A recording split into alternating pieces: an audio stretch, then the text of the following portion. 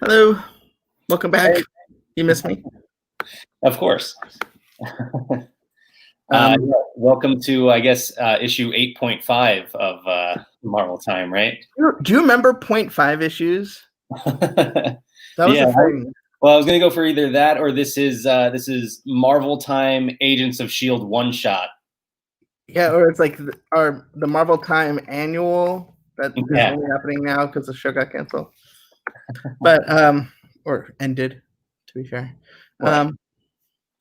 Yeah, so I guess we'll talk about let's recap the two episodes there tonight, and then we can talk about the show as a whole. And so we're going live for the East Coast viewing. If you're watching us live, that means you should have already seen the show. Yeah. Um, if you are on the West Coast or another time zone, you can hit play after you're done, and we'll still be here. But don't watch this until you've seen the show because we can't talk about the ending of the show without talking about the ending of the show. Right. Yeah. So we both obviously we saw the finale early, and we talked about it a little bit, and we both shared that we were, I guess, a little bit disappointed in the finale itself. Um, what are your thoughts on these episodes? Um, so I hate franchises ending is really hard. Hmm. Because you have in your head how you want it to end, especially, and I think like Endgame did it perfectly. But a TV show where it obviously has sort of logistic constraints, I felt like those were very obvious here. Like, I mean, we all know that Fitz wasn't in the show for like scheduling reasons, Hmm. basically until the last episode. So like there was a lot of heavy lifting to explain his stuff, kind of at the end, and it just kind of felt unlogical, I guess. Yeah. Um, and then I was hoping we'd get more of a callback to the beginning of the show and sort of the beginning of the family. And I guess the Lola moment was supposed to be that, but Right. it kind of felt like um, it didn't come full circle. Like I could totally see there being a season 8. Like it didn't feel like special enough to be the series finale. Like I almost feel like the season 5 finale where Coulson goes off to Tahiti, Yes. like almost felt more like an ending than this did. Probably because it was meant to be it, but yeah, and so I was kind of hoping like now that this is ending, we would at least it could play and tell us where this is in the MCU and stuff. And there are several MCU references in these episodes. Particularly with Fitz going into Quantum Realm and basically wearing an Ant-Man suit. But and kind of tying it into Endgame by that, messing with the time stream and all that. But like the ending, to me, I don't know that that's the Marvel universe I'm aware of. Like, unless something could happen, but like, did Shield just suddenly come back? Like, um, like it just felt it didn't feel as connected as it did that first season, which I was kind of hoping it would go back to because it no longer needed to set something up or go within the margins. But Right. Yeah. If you're trying to place this in the MCU, it's almost impossible to do because they don't acknowledge what's happening in the MCU in the films. So it's hard to say like, is Shield going to exist again moving forward within the movies? Who knows? So it's really hard to kind of decipher that. I didn't mind the way it ended so much. I mean, they gave us a good amount of time to get like that sort of goodbye from each right. individual character, which was nice. Yeah, I like that final scene. I mean, Yeah, we'll talk about, but right. that made sense. Um, I don't want to interrupt you, but before we move away from it, I kind of felt like I just want to when the the Netflix shows ended. I didn't need those to be as connected because that's not where the show started. This mhm, show started to like going from Avengers to the events of Winter Soldier. Like that was the first season. right. And then, so it kind of like I always felt like that was the promise of the show, and it never happened.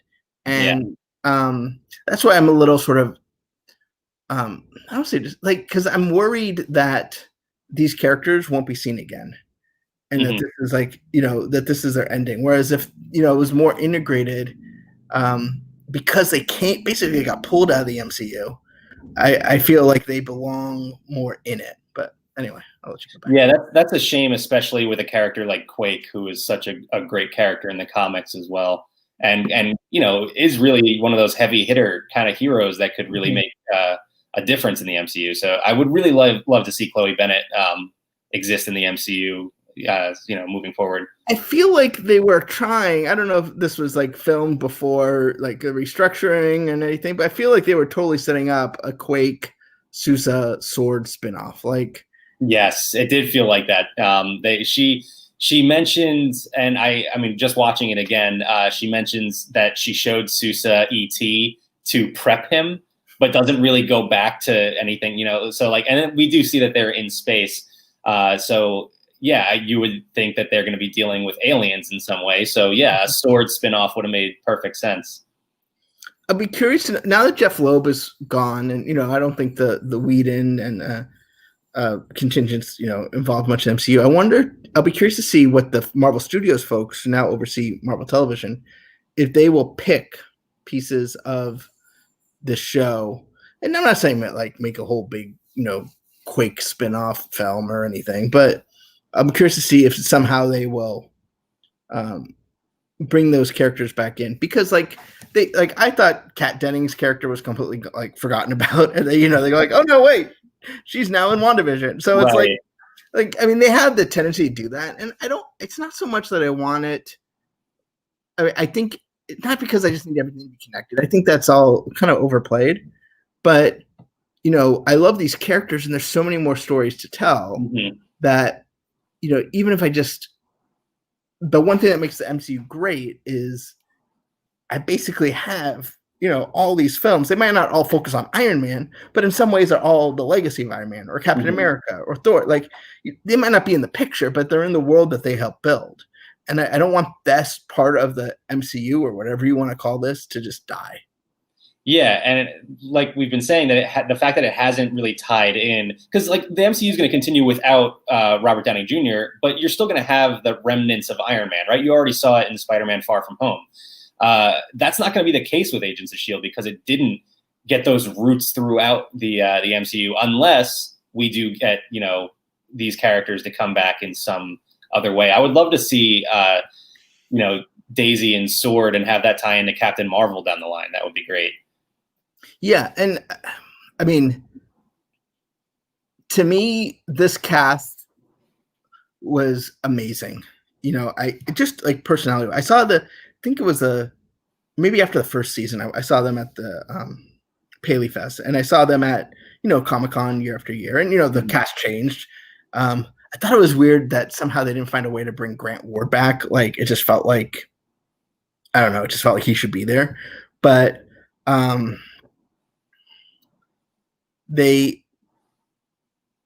they obviously Ming Na Wen is a Disney legend and Mhm. very ingrained in the Disney fan community. Is great with fans on Twitter. Um, Clark Gregg has like made his life basically being fan friendly.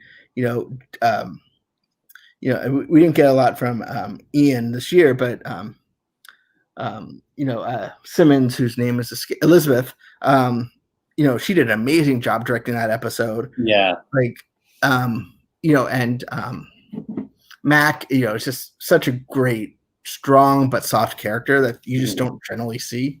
So, like, I love them, and I want to see them again. It's almost like if you're going to cheapen Coulson and Avengers by bringing him back, like, you really need to play that out, throughout the history of this whole entertainment franchise. But whatever, I get off my horse.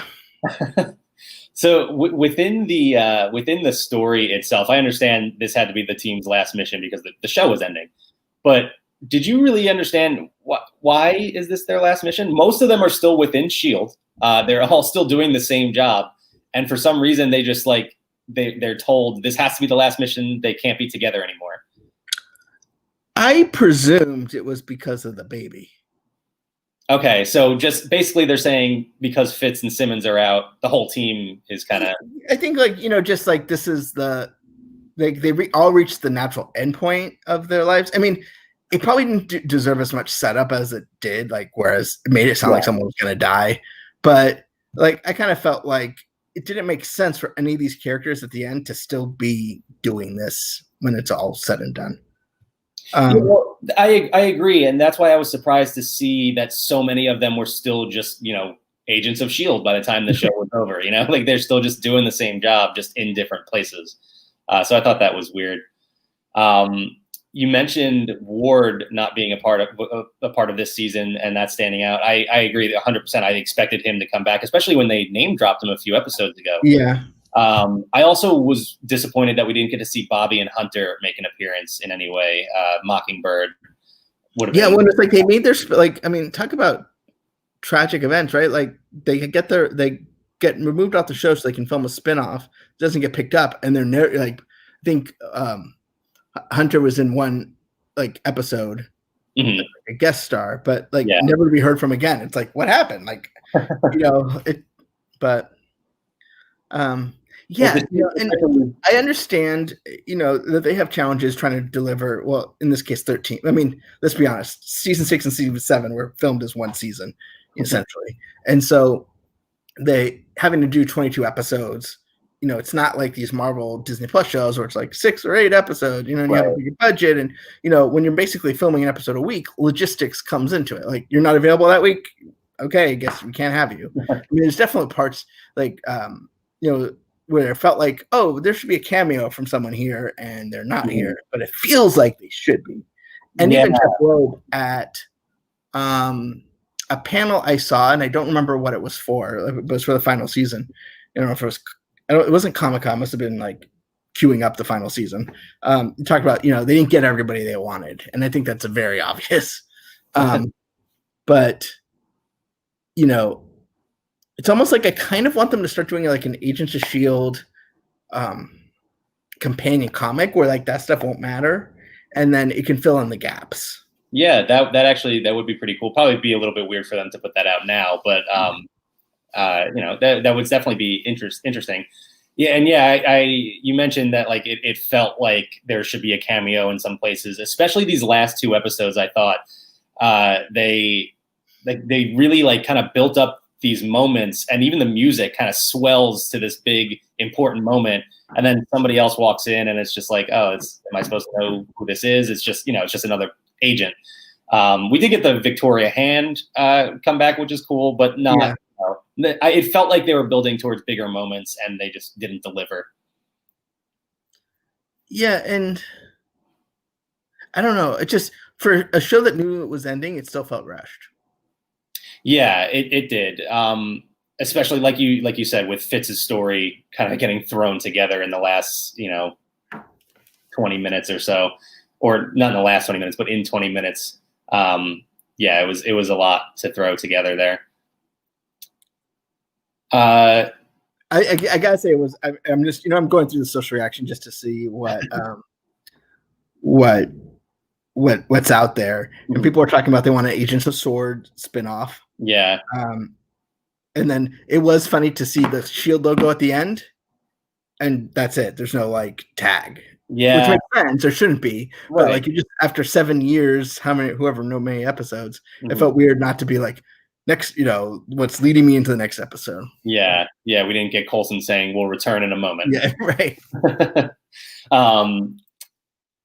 One, you mentioned earlier too, how it felt like we were expecting a character to die, right? To that be the reason that the team ends. And they give you that like half-hearted fake out that Daisy is going to be the character that dies. They don't, I mean, it's maybe 10 seconds before they revive her. They did not really like go in on that fake death.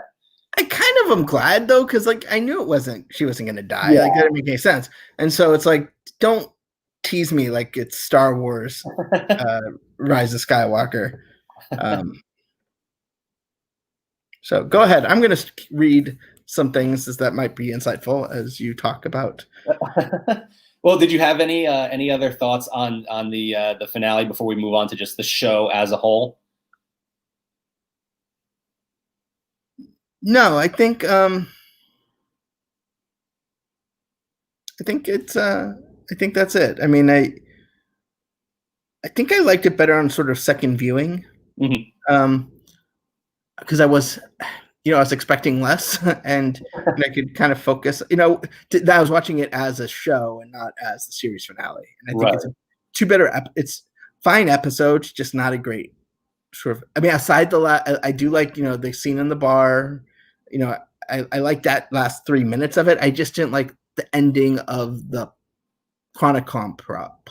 That's Mhm. the way it just, but Yeah, yeah. I watched it 3 times today as I was watching it for the first time and then going through and putting those to put together the recaps, which you can check out on laughingplace.com right now. And then one person I'm reading this interview with the showrunners, and I totally forgot about Deke not coming back. But it's almost like he shouldn't come back. Like he's better off not coming back. yeah, because I'm not sure how you would do that unless they went way off into the future or Right. something like that. But yeah, I agree with what you said about how you enjoyed it more on the second viewing, and obviously even more for the third viewing. Because I like I said, I was just expecting these big moments watching it for the first time, and then they didn't deliver. So knowing, not expecting them the second time around, uh, you do just get to enjoy the show for what it was. These episodes specifically for what it was, and really connect with the characters a little bit more. So, if you didn't enjoy these episodes so much, maybe go back and check them out again, and you might feel a little bit differently. But so we did want to talk about the show as a whole, as opposed to just this finale or even just this season. What do you remember from like when this was first coming out? I mean, you mentioned how it was spinning off of Avengers, and Yeah, I want to say it was announced. So I loved Coulson because I mean, we talk about it in Marvel comic books. I love like the guy who punches the clock and still is involved, right? Like, yeah, I just think that's so cool. And I loved how he was. I don't want to say he wasn't like the Watcher of the MCU, but he was just like the go-to grunt guy, and um, I like that. And so I was heartbroken when he died in Avengers. I saw Avengers a couple weeks early at a cast thing, and I would Disney thing, not like not part of the cast, obviously. And like I remember like wanting to I needed to go to like therapy because I couldn't tell anity. right. Yeah, I'm And, sure. and and I don't, they did this whole thing too where they were talking about, oh yeah, he's going to be in Iron Man 3, like he's already set, like they totally masked the whole thing. And so I was really like, I mean, in terms of, I mean, you shouldn't keep characters alive because I love them. Like that's stupid. But I was heartbroken. I was on a plane when they did the announcement at New York Comic Con, and I couldn't be at New York Comic Con because I was wherever I was flying to or from. And I remember being on the internet and like in the early days of internet on planes and seeing Kevin Feige putting on the Coulson Lives hat and all that stuff. And so I was so excited. And so when they did their panel at Comic-Con and they announced, it was kind of obvious they were going to show the pilot. I was, and that first episode is so cool. And then, I don't remember, but like, I think in the second episode, Nick Fury showed up. And then obviously that turn after Winter Soldier Yes. was like one of the mind-blowingest moments in television, right? Like the fact they were able to do that. Now obviously they hated doing that, and that's why they stopped, but I thought it was so cool. Basically, how does this major event affect these guys down here? Mm-hmm. And and I'm still disappointed, and I don't want to belabor it. I'm kind of still disappointed, the events of Infinity War never really impacted, just because it'd be cool to see how that affected these guys. But so yeah, so I mean, I remember, and there was some like my interest ebbed and flowed as time went on. I mean, the first season was amazing. I think this last season I think was amazing, for the most part, and I kind of felt like when they started doing the little miniature seasons of like storytelling, Mm-hmm. I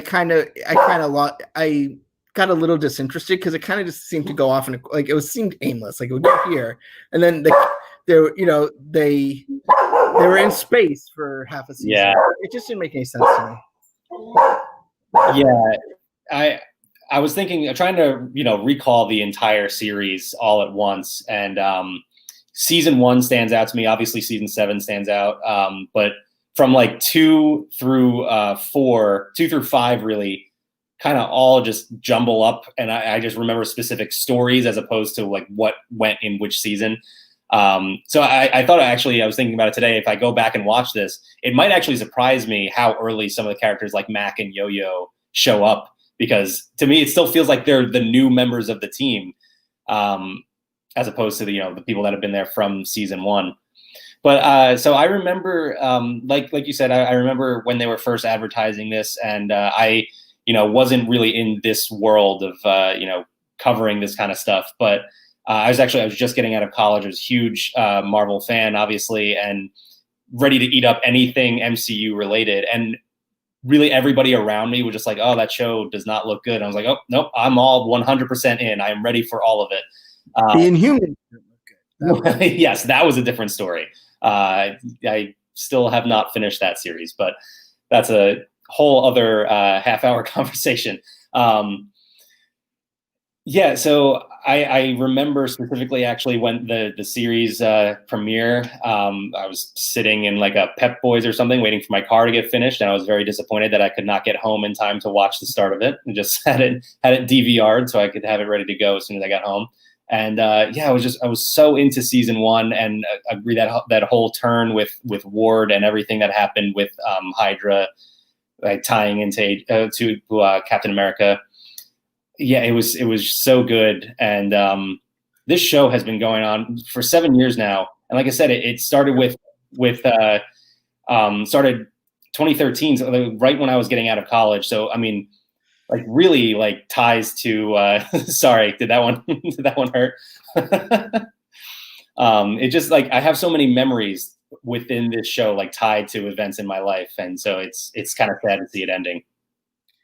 Yeah,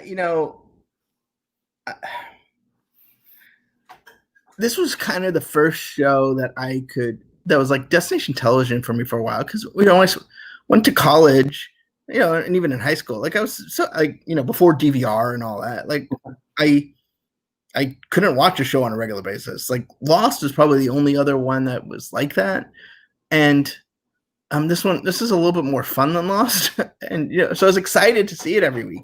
And I always had that tag, which in the early days were always so cool. So yeah, the show means, what I realized is this is why I like shows to be released every week instead of dumping them, was because it gave me something to, I don't want to say like look forward to, like I need a TV show to look forward to, but it gave you time to think about it, digest it, talk about it. And like, the closest I felt like that since Agents of S.H.I.E.L.D. started was Mandalorian. Like every week we would come in, and as every morning we would watch, Friday morning we'd watch it, or Wednesday if we had a screener. And we would, come into the office and talk about it. And, some episodes we love, some people hate, we debate it, we discuss where we think it's going. And, you don't get that when you watch, 13 episodes either back to back or you pace them out. Like that's just a big long movie, which essentially these things are, but at the end, but by having those little breaks, it builds so much anticipation, and that's half the fun. Yeah. Yeah, I agree. It was, and like you said earlier too, like my interest kind of went up and down with it. I would at times miss, chunks of episodes and then go back and binge them all at once. So I had kind of both experiences with this. Actually, season 6 we just watched not that long ago. We just watched it, and I think we blew through it in like 2 days. So yeah, I had that both sorts of sides with this. And I mean, obviously, it shows age. People get a little less excited about it. That's just natural. But I hope Disney Plus has been flirting with dumping shows, or whatever we call it, binge viewing. Yeah. I hope that's fine if it's something like The Big Fib or right. But when it's serialized storytelling, I mean, when you watch Stranger Things as a cliffhanger at the end of an episode, what's the point? Like, It's just, and so I hope that Mandalorian continues to, and Falcon Winter Soldier, WandaVision, Loki, all those as they eventually finish production. I hope they keep the 1 week, 1 episode per week. Yeah, I would imagine they will. It seems, especially I would think so too. But season that's like 6 episodes long, I would think they're not going to dump that all at once. Especially since you have a lack of content of no fault of anyone's, but except Right. COVID. One other thing I wanted to mention about Agents of S.H.I.E.L.D. as a whole was, as a big Marvel Comics fan and a big fan of the MCU, my one big complaint about this series as I was watching it through was that it didn't give us enough of the Marvel universe. It didn't give us those characters and those stories and stuff like that. But now that it's finished, looking back on it, it did give us a lot, really. You had characters like Mockingbird. You obviously had Quake right at the top. You had the Inhumans. You had Ghost Rider. There was a lot, and then even like the smaller characters like Victoria Hand and other Agents of S.H.I.E.L.D. So it did really give you a lot, and it was entertaining to see that. Yeah, and it's great that those characters got a lot of those characters aren't needed in the MCU. I mean, the Inhumans aren't basically needed in the MCU because you have X-Men now, but right. A character like Victoria Hand needs time. Otherwise, she's a throwaway character. You need time. No one's going to see a 2-hour Marvel movie and spend 45 minutes learning about Victoria Hand. But over, a season, you can learn more about her, understand more about her. I keep thinking we had the episode where we meet the cellist, and it's like I almost felt like that needed to come back. Yeah. I that's what's nice about television, and that's why I'm excited about these MCU shows. Is that they're not going to be 24 episodes, but instead of having to cram everything into 2 hours, while having action and all this stuff, it's like a TV show where you can really get to know people. I mean, series you get to spend more time, obviously. So a character like Falcon, is probably never going to, was originally never going to get his own movie. Right. But now I can really get to know him, and I'm excited about that eventually. Yeah, absolutely. So I'm going to put you on the spot here. Do you have a particular favorite moment from throughout the 7 seasons of the show? I mean, it's definitely the episode where Grant Ward is revealed to be Hydra. Okay. You had Bill Paxton. It's kind of funny to see his son on the show. Yeah, he was great, actually. Yeah. And just because the scope, this, I don't know. I don't even know what to say, and I knew what was coming because I saw, just because of what we do, I saw Winter Soldier early. Right. And so I was like, the whole time I seen, it's bad. I'm watching Winter Soldier and I'm like, how's Agents of S.H.I.E.L.D. going to handle this? And, it was one thing to know that Hydra had infiltrated S.H.I.E.L.D., but it never in a million years did I think Grant Ward, was going to be Hydra. And I thought that was so cool. I also like the Blair Underwood kind of moments. Mm-hmm. But yeah, I just don't know how you could top that moment in television. Yeah, no, that was, I don't think they had a bigger shock moment throughout the entire series. There are two things that stood out for me over the series. One, I think the most powerful scene aside, and Enoch's speech in this season was right up there with this, but when Hunter and Bobby said goodbye, and they had that whole emotional scene in the bar. That was great. To me, it's still clouded by the what could have been. Yeah, sure. Yeah. In that moment before we knew what eventually happened, that was just, probably the most emotional moment. Mm-hmm. The other one for me too was, it's funny because as I'm writing these recaps, I can't tell you how many times I went to type Daisy and almost called her Sky. So going all the way back to that early when before we knew her name was Daisy Johnson, Right. and they did the whole storyline with her dad, who's Mr. Hyde, and he was whistling the "Bicycle Built for Two" song, which Daisy. So before we knew anything, hinting that she was Daisy Johnson and then being Quake, which was one of those cool, subtle nods to eventually becoming this huge comic book reference, which I really, really enjoyed. Yeah, I think when they had a chance to plan out further, I think they did better.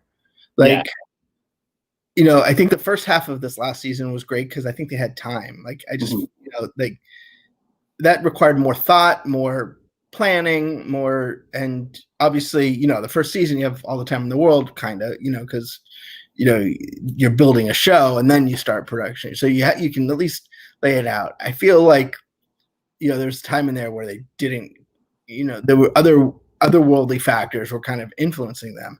And so, yeah, like Daisy, I mean, which, they set up from episode 1 to finally get the payoff, even with, I forget her name, but, the flower girl, kind of teasing that whole plot anyway. Right.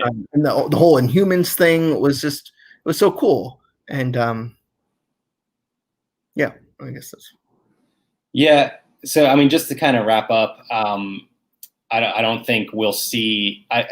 It's hard to believe that we will see another show quite like this, something that ties into this big cinematic universe, but goes on for this long with these completely different characters. It seems like this is something we'll never see again. Yeah, no, we won't.